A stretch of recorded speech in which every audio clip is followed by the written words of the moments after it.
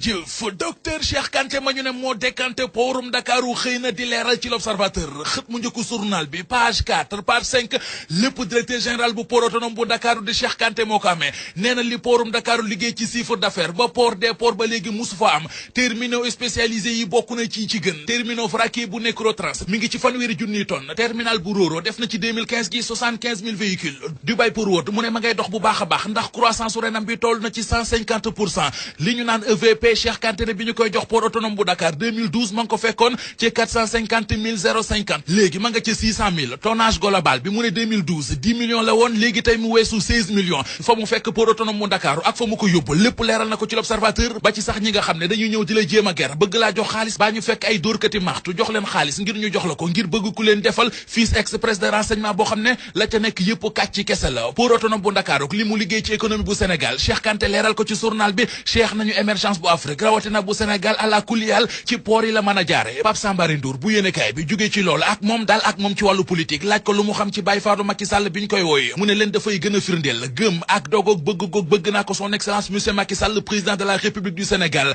lu ma ko sant rek doyul ndax yëg-yëg gu mu am ci man moo tax du ma may mukk samay noon lool président Macky Sall wala soxnaam buñ ko déggee ma am yeddaange lu ma góorgóorlu rek doyul Macky Sall ak port urbain bu Diamniadio dara du doy Le Soleil nañu démb la doon def lancement travaux cité administrative 2008 ca la war a pale bu paree am na fukki ministère ak juróom yoo xam ne fa la ñu leen jëmee am na fukki junni agence yoo xam ne fa la ñu leen yóbbu ngir ñuy liggéey bu ñu demoon tey ba liggéey ba noppi danañu économiser état bu Sénégal juróom-benn milliard ak genn wàll ci wàllu location itok ak la libération bi ñu doon keroog ci ne licence importation hydrocarbures raffinés dañu ko nangoo ci moom libération xëyewaat na loolee ndax nee nañu keroog bu ñu bindee xibaar ba waa itok di waa kër Baba Diaw dañoo génne communiqué ne dañuy weddi waaye communiqué ba weddi wuñu dara defuñu ca dara lu dul bëggoon a labaja carte gi bëgg a jaxase xelu askan wi ndax la ñu ci wax ci communiqué ba yëpp ñoom waa itok c'est du tok maanaam kàcc kese coow kese ci Les Échos ubbi leen yéenekaay bi ndem si yàlla Laurent Robert Basque mi jiite woon Bank of Africa ma nga yëngu ca bàmmeelam ndax dafa defaloon prêt di bor bu toll ci juróom-ñetti milliards waa ji di Pape Ali Gueye Amadou Ba ministre économique finance moo ko garanti woon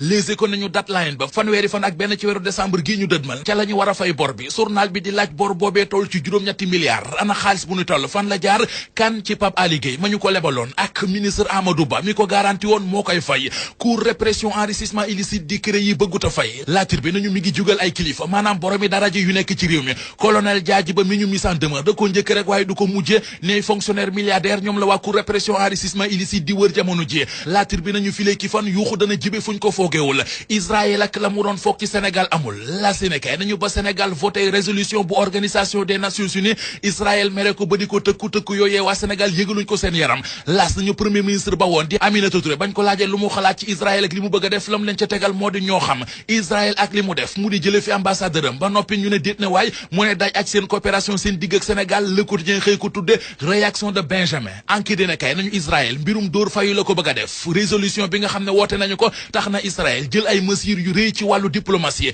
li rëy dëgg ma nga ca Gambie direct info nañu moo di Yaya Jammeh mi nga xam ne ñeenti fan a ngi kenn gisu ko kenn xamul ci lan la nekk kenn xamul fan la féete yéenekaay bi di laaj moom Babili Mensa ana lan lay waajal ak lu mu mën di waajal direct info nee nañu njiit réew CEDEAO ñoo ngi sàkku ci Sénégal ñu aar Adama Barrow mi ñu war a investir fukki fan ak juróom-ñeent ci weeru janvier Le Témoin nañu naruta yomb ndax Yaya Jammeh ci ñàkkante kook réew yi ko jàppalewul ca la jëm ñoo ngi koy tuumal moom Jammeh ne dafa jël ay djihadiste soppi leen i Gambien wutal leen ay identité Gambien ngir bëgg ñu xeexle ko nañu bëre ji sunu lamb nee nañu promoteur bi de Assane Ndiaye jox na amateur yi cadeau Noël bu rëy combat Zos ak Siteu la taxawal juróom fukki million la ca def